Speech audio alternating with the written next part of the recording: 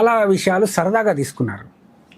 ఎందుకంటే చాలా గొప్ప భక్తుడి చేత తన దేవుణ్ణి తిట్టించడం, ఆంజనేయునితో రాముణ్ణి తిట్టించడం కామెడీగా తీసుకున్నారు. రామాంజనేయ యుద్ధం కానీ మిగతా కానీ కృష్ణ అర్జున యుద్ధం కానీ కృష్ణుడి చేత అర్జునుడిని తిట్టిస్తాడు. గయోపాఖ్యానం ఉంది. ఆ గయోపాఖ్యానంలో అర్జునుడి కృష్ణుడి సంవాదం అర్జునుడి చేత విపరీతంగా తిట్టిస్తారు. గయోపాఖ్యానం పింగళి లక్ష్మీకాంతరావు గారు రాసిన పుస్తకం 1,00,000 కాపీలు అమ్ముడుపోయారు. బ్రిటిష్ వాళ్ళు అమ్మించారు దాన్ని. బ్రిటిష్ వాళ్ళు దాన్ని నాటకం వేయించారు. అది ఒక సరదాగా తీసుకున్నారు. దాని వెనుక ఉన్న పెద్ద కుట్రను మనం ఛేదించలేకపోయాం. అది కామెడీగా తీసుకున్నాం తప్ప వాడు చాలా ఎంత గొప్ప భక్తుడు. అర్జునుడు నరనారాయణుల భావంలో ఉంటాము, వాళ్ళని ఇచ్చేశారు. ఆంజనేయుడు రాముని తిట్టడం ఏంటి, ఆ సినిమా తీయడం ఏంటి? సదాశివ బ్రహ్మం చేత లవకుశుల్లో రాముడిని తిట్టిస్తాడు, పద్యాలు పాడించి లవకుశులు పద్యాలు పాడతాడు. ఇవన్నీ ఒక తెలియకుండా చాప కింద నీరులాగా అట్లా వెళ్ళుకుంటూ వచ్చాయి. చివరికి అవే నిజాలు అయిపోయాయి. అవే నిజాలు అయిపోయాయి. చివరికి అదేదో సినిమాలో ఇదే దానవేశ్వరకంలోనే నాకు 6వ భర్తగా కావాలని నేను కోరుకుంటున్నాను, ద్రౌపది క్యారెక్టర్ని సర్వనాశనం చేస్తాడు. అది ఏమిటది? ఎంత దుర్మార్గం అది! ఈ రకమైన ఈ వ్యూహాలని కుట్రాలని మనం అర్థం చేసుకోక దానికి సమర్థించుకుంటూ వచ్చాం. దానికి ఏదో ధర్మము లేకపోతే ఇంకోటేదో నేను అర్జునునికి పరీక్ష పెట్టానను ఇట్లాంటిది ఏదో సమర్థింపు మాటలు మాట్లాడుకుంటూ వస్తున్నాం తప్ప ఇది తప్పు అని చెప్పలేకపోయాం. ఇక్కడ అది జరుగుతూ వచ్చింది. చాలా దుర్మార్గమైన కుట్రలు చేసుకుంటూ వచ్చారు. బేసిక్గా నిజంగా మీరు చెప్తుంటే ఏంటంటే ఇప్పుడు నిజంగా రామాయణం కావచ్చు, భారతం కావచ్చు, సినిమా పరంగా తెలిసిందే ఉంది తప్ప అసలైనటువంటి మళ్ళీ ఈ రామాయణ భారతాలు అసలైనటువంటి పుస్తకాలు కనిపించవు ఎక్కడ. ఒరిజినల్ ఎవరు చూడరు. మార్కెట్లో దొరికేవి కూడా ఒరిజినల్స్ ఉండవు. ఎవడో వ్యాఖ్యానించినవి చదివి ఎవడో చెప్పినవి మాట్లాడి వాటి గురించి చెప్తారు. వాటి గురించే ఇప్పుడు చాలా మంది ఇప్పుడు రాముని గురించి కానీ రావణుని గురించి కానీ చాలా పెద్ద స్థాయిలో మాట్లాడుతూ ఉన్నారు కొన్ని సంవత్సరాల నుంచి. ఇదంతా కూడా ఏంటి అంటే ఈ పుస్తకాల్లో చదివి దాన్ని ఇంకా జనాల లోపలికి చొప్పించడం. ఇప్పుడు నార్మల్గా ఎవరైతే ఇప్పుడు మనం జెన్జీ అని మాట్లాడుతుంటామో ఈ జెన్జీకి ఇవి మాత్రమే ఎక్కుతాయి, ఇవే ఎక్కుతాయి. వాళ్ళకి తెలియదు అసలు వాస్తవం ఏంటో చెప్పడానికి ఎవరు లేడు. ఈ పుస్తకంలో ఇది ఉంది కదా, ఇగో మీ పుస్తకం ఇది, మీ పుస్తకంలో ఇలాగే రాసి ఉన్నది కాబట్టి ఇదే నిజం, దాంట్లో మీరు ఎట్లా అని చెప్పేసి వాడు మాట్లాడుతూ ఉంటాడు. అవును, ఈజన్నా ఇక్కడ నుంచి నిజంగా and spiritual science, spiritual symbolism ఇట్లాంటి ఒక అద్భుతమైనటువంటి ప్రోగ్రామ్ మీరు ఆ టైంలోనే చేస్తున్నప్పుడు అండ్ ఖచ్చితంగా మీకు అంటే పాజిటివ్గా ఎంత వస్తుందో నెగిటివ్ కూడా ఖచ్చితంగా ఉంటుంది, దాని సందేహం లేదు కూడా. దాన్ని ఎలా ఎదుర్కొని మీరు ముందుకు వచ్చారు? నేను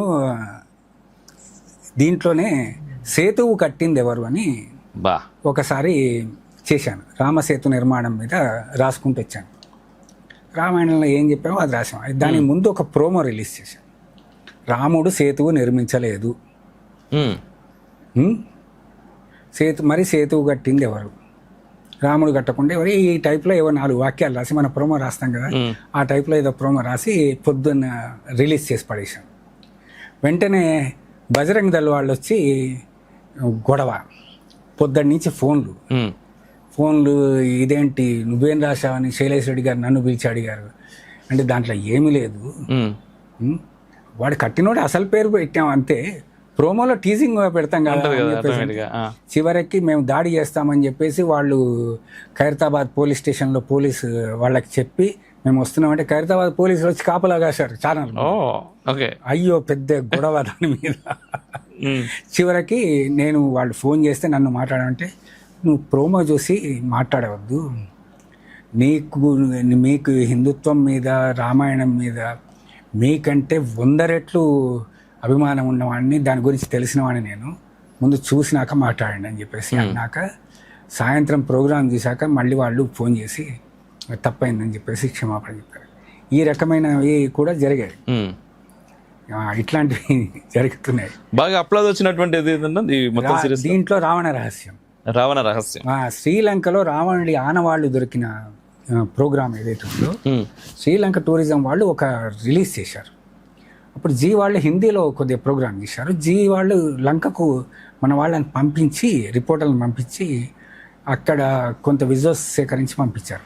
ఇప్పుడు మనకు నెట్వర్కింగ్ ఉంది కాబట్టి ఆ విజువల్స్ తెప్పించుకున్న తర్వాత ఓకే ఏమిటి రావణుడి ఆనవాళ్ళు ఎట్లా దొరికాయి, ఏమిటి లంకలో ఏమేమి ఉన్నాయి అనేది 2 భాగాలుగా చేశాం. ఓకే అది ఛానల్ని చాలా టాప్ లెవెల్కి తీసుకుపోయింది, నెంబర్ 1 స్థాయికి తీసుకుపోయింది. ఒక 20-30 సార్లు దాన్ని రిపీట్ చేస్తుంటారు రావణ రహస్యాన్ని.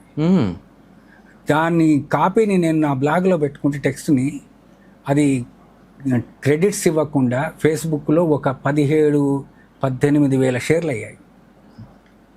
వాళ్ళు సొంతంగా చేసేసుకున్నారు, అంతే అంతే అంతే అట్లా వెళ్ళిపోయింది. అదే రావణ రహస్యం ఆ తర్వాత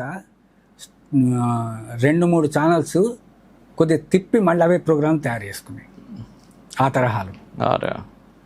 ఈ దేవరహస్యం పేరుతోనే హెచ్ఎం టీవీ లోపల ఇంకొక అతను ఇవే ప్రోగ్రామ్స్ కొంచెం మార్చుకొని చేశారు. ఓకే ఇట్లా కూడా జరిగాయి. అది జరుగుతూ ఉంటుంది. ఇంకొకసారి దాన్ని దారిద్ర్యం అని అంటాం కదా, వాటిని యాజ్ ఇట్ ఈస్గా పెట్టేసుకోవడం అంతే. ఆ తర్వాత నేను ఫేస్బుక్లో పెట్టడం మానేశాను. ఇది మొత్తానికి ఎత్తేస్తున్నారు కంప్లీట్గా. అన్నారు దగ్గర చెప్పారని మార్చట్లేదు కనీసం, అట్లా చెప్పినా బాగుండేది. దయా హృదయం మీకు చాలా దయా హృదయం ఉన్నది అట్లా జరిగింది. రావణ రహస్యం చాలా బాగా హిట్ అయింది, చాలా బాగా జరిగింది. అండ్ మామూలుగా రిఫ్లెక్షన్ ఛానల్ మీ చేయూతని కోరుతుంది. ప్రకటనల రూపంలో, సభ్యుల రూపంలో, వాలంటీర్ల రూపంలో మరియు ఆర్థిక సహాయం రూపంలో మేము మీ సహకారాన్ని కోరుతున్నాము. మనమందరం ఎక్కడా శ్రమను దాచుకోకుండా అంకితభావంతో పనిచేస్తున్నాము. కానీ నేటి ప్రస్తుత పరిస్థితుల్లో కేవలం శ్రమ మాత్రమే సరిపోదు, ఇంకా ఎంతో చేయాల్సి ఉంది. మన వద్ద ఉన్న ఆర్థిక వనరులు ప్రస్తుత అవసరాలకు సరిపోవటం లేదు. కావున మీ అందరి సహకారాన్ని హృదయపూర్వకంగా అర్థిస్తున్నాము. దయచేసి మా ఈ ధర్మ కార్యక్రమంలో మీ వంతు చేయూతను అందించవలసిందిగా కోరుతున్నాము.